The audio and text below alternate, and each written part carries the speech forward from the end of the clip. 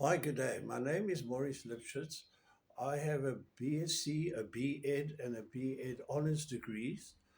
I've been teaching mathematics and physical sciences for the past 30 years. I'm confident in my teaching. My students have been successful, and I enjoy watching them succeed and in life and also at school.